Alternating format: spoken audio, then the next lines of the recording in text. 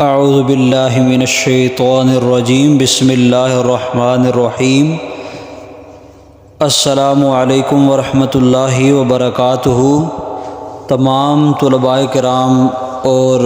دوستوں کو ہمارے تفسیر کی کلاس میں خوش آمدید۔ دوستو، جس طرح آپ جانتے ہیں کہ ہم سورۃ البقرہ کی مختلف آیات جن میں واقعات کا ذکر کیا گیا ہے ان کا انتخاب کرتے ہیں اور ان کا ترجمہ اور اس کے ساتھ اس کی تفسیر پڑھتے ہیں۔ تو آج قرآن پاک کی آیت نمبر 54 جو ہے سورۃ بقرہ کی، اس کا انتخاب ہم نے کیا ہے۔ آج اس کا ترجمہ اس کی تفسیر پڑھیں گے، اور جتنے بھی ہمارے اسٹوڈنٹ ہیں ان سے میں گزارش کروں گا کہ آپ سکولوں میں پڑھتے ہیں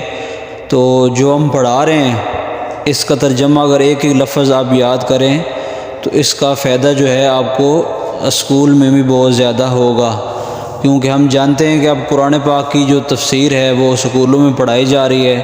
اس کا ترجمہ بھی جو ہے وہ پڑھایا جا رہا ہے۔ تو اب بچوں کو کافی مشکل پیش آ رہی ہے،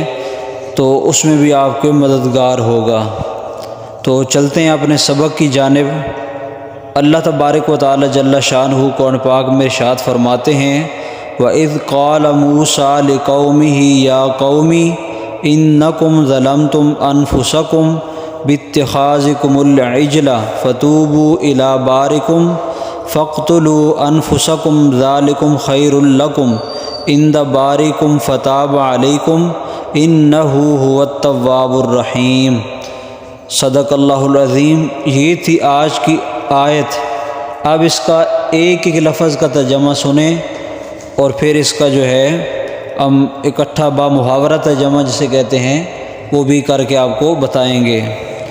اس کا پہلا لفظ ہے وَإِذْ، واو کا معنی ہوتا ہے اور، اس کا معنی ہوتا ہے جب، قَالَ کا معنی ہوتا ہے کہا، موسیٰ کا معنی موسیٰ علیہ السلام، لِقَوْمِهِ اپنی قوم سے، یا قومی، یا کا معنی ہوتا ہے اے، قوم کا معنی ہوتا ہے قوم، اے قوم، انکم، انا کا معنی ایک الگ لفظ ہے، کم الگ ہے، لیکن اب ان دونوں لفظوں کو اکٹھا لکھا گیا ہے، اس کا اکٹھا معنی یہ بنے گا بے شک تم نے، تم نے ظلم کیا، انفسکم اپنی جانوں پر، باتخاذکم العجل تم نے پکڑا بچھڑے کو، یعنی پکڑنے سے مراد اب یہاں ہے عبادت کرنا، اس کی پوجا کرنا۔ وہ دوسرا پکڑنے والا جو ہمارا اردو والا پکڑنا ہوتا ہے کہ تم نے کسی چیز پہ ہاتھ رکھ لیا، وہ پکڑنا یا مراد نہیں ہے۔ فتوبوا پس تم توبہ کرو، الی بارئکم، بارئکم کا معنی ہوتا ہے، یہ نیا لفظ ہے، پیدا کرنے والا۔ فاقتلوا انفسکم پس قتل کرو تم اپنے لوگوں کو، ذالکم خیر لکم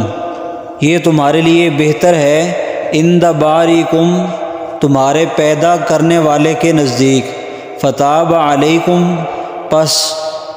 انہوں نے توبہ کی، بس تم توبہ کرو، اور انہو بے شک وہ تواب الرحیم توبہ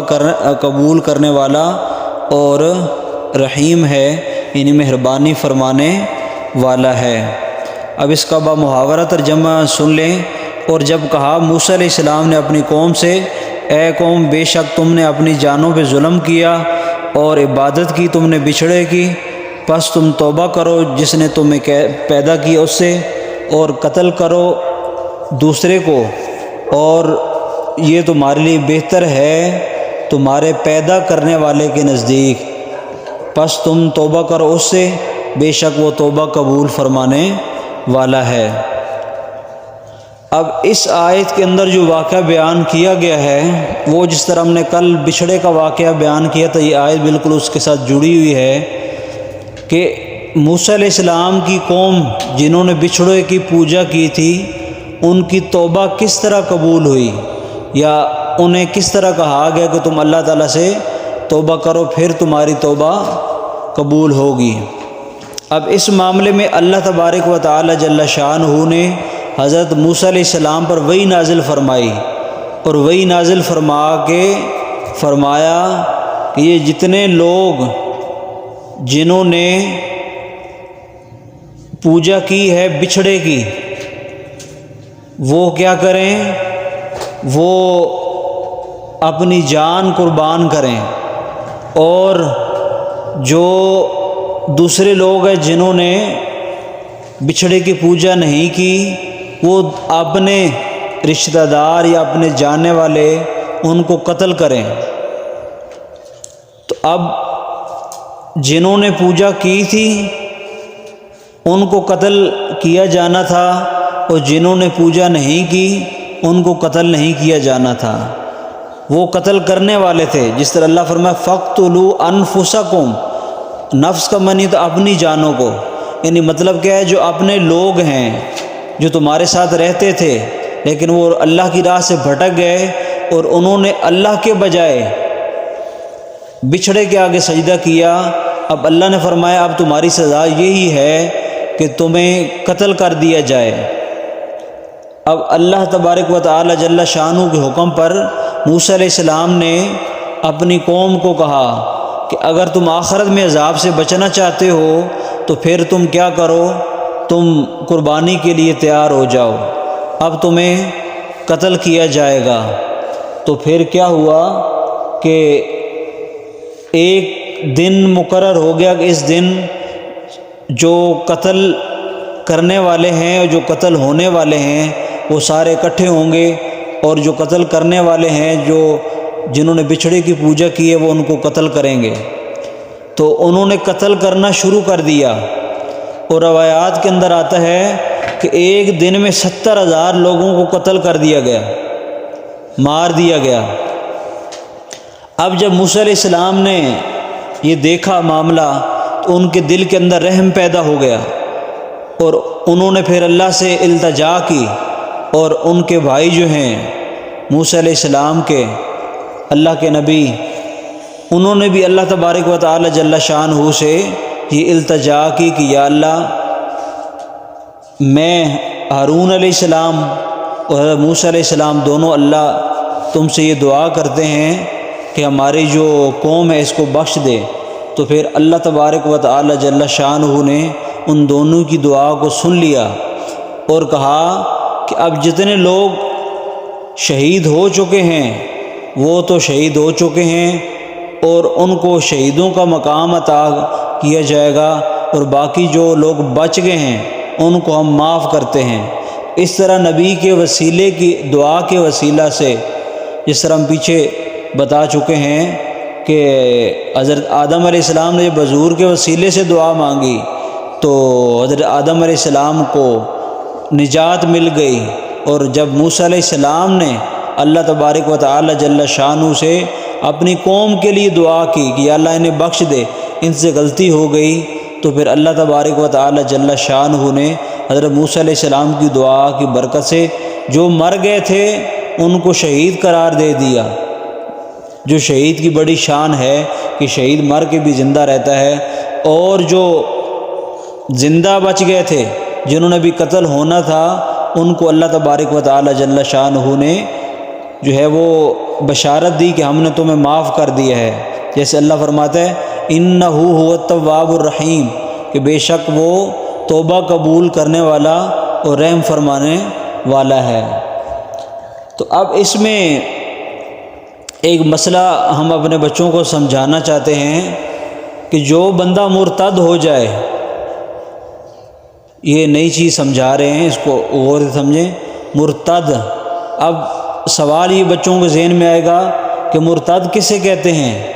مرتد کہتے ہیں ایسے شخص کو جو پہلے مسلمان تھا اور پھر کافر ہو گیا، اسے کہتے ہیں مرتد۔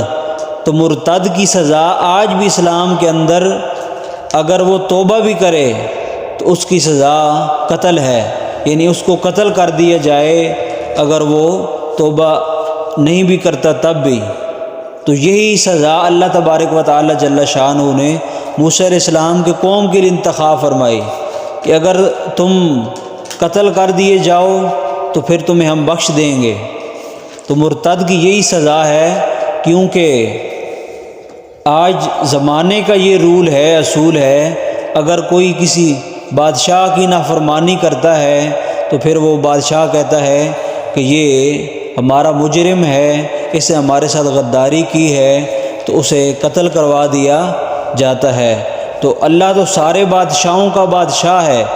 جب کوئی یہ کہتا ہے کہ لا الہ الا اللہ محمد الرسول اللہ، کہ اللہ کے سوا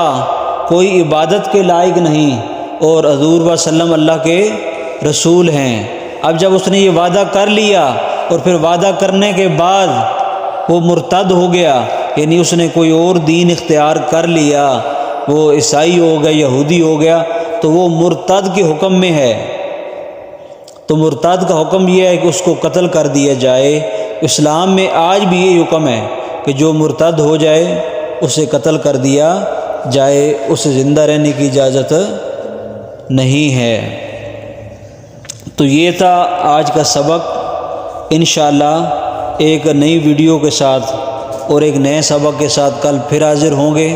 جو دوست ہماری ویڈیو کو سنتے ہیں، لائک کرتے ہیں، ان کے ہم شکر گزار ہیں، اور جو نئے سننے والے ہیں ان سے یہ گزارش ہے کہ ہمارے چینل کو سبسکرائب کر دیں تاکہ ایسی مزید ویڈیو آپ تک پہنچتی رہیں۔ اور جو دوست ابھی نئے ہمارے ساتھ چینل پہ سبسکرائب کر کے آ رہے ہیں اور اس کلاس کی زینت بن رہے ہیں، ہم ان کے شکر گزار ہیں کہ وہ ہمارے ساتھ اس نیکی کے کام میں ساتھ دے رہے ہیں۔ اللہ تعالیٰ کی بارگاہ میں دعا ہے کہ اللہ ہمیں نیکی کے کاموں میں بڑھ چڑھ کے اللہ حصہ لینے کی توفیق عنایت فرمائے۔ لے او یار حوالے رب دے، اس شعر پہ اپنی گفتگو ختم کرتے ہیں۔ لے او یار حوالے رب دے تے اے میلے 4 دناں دے، اس دن عید مبارک ہو سی جس دن پھر ملیں گے۔ اللہ حافظ۔